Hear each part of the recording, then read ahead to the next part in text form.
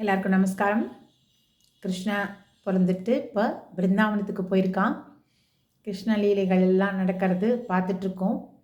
அங்கே வந்து மாடு மேய்க்கிறதுக்கு மெயினாக அவனுக்கு ரொம்ப இஷ்டம்.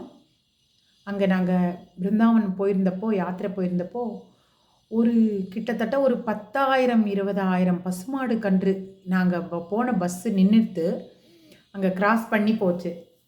அவ்வளோ எவ்வளோ ஆனந்தமாக இருந்ததுன்னா, கொஞ்ச நேரம் அங்கே நாங்கள் நின்றுட்டோம். அந்த வீடியோ கூட எடுத்தோம். ரொம்ப நல்லா இருந்தது. போயிட்டே இருக்கு. ஒரு பசுவோட பாத தூளி பட்டாலே அவ்வளோ புண்ணியம்.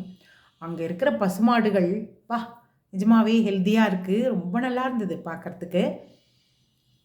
அந்த அருணா சாய்ராம் ஒரு பாட்டு பாடுவாங்க தெரியுமா? அவ்வளோ அவங்களோட எனர்ஜி யாருக்குமே வராது. அந்த மாதிரி இருக்கும் அந்த பாட்டு கேட்குறதுக்கு. ஒரு 2 லைன் நான் பாடுறேன்.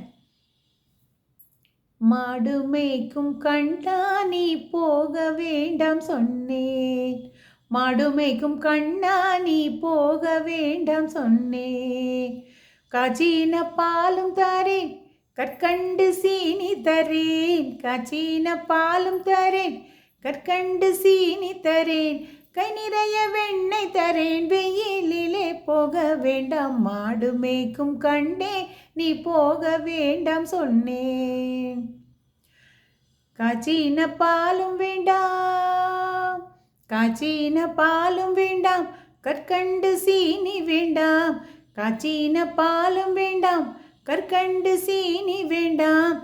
உல்லாசமே மாடு மேய்த்து ஒரு நொடியில் திரும்பிடுவேன். உல்லாசமே மாடு மேய்த்து ஒரு நொடியில் திரும்பிடுவேன். மாடு மேய்க்கும் கண்ணே நீ போக வேண்டாம் சொன்னேன் அப்படின்னு பாடுவாங்க. அதில் வந்து கோவர்தனகிரியில் கோரமான மிருகங்கள் உண்டு. கோவர்தனகிரியில் கோரமான மிருகங்கள் உண்டு அப்படின்னு அந்த மிருகங்கள் வந்து அடித்து போட்டுட்டா உன்னை என்ன பண்ணுறது? அப்புறம் யமுனா நதிக்கரையில் வந்து நிறையா திருடர்கள் இருக்காங்க அப்படின்னு எல்லாம் பயமுறுத்தினாலும் கண்ணன் அதுக்கெல்லாம் ஒன்றும் செய்ய மாட்டான்.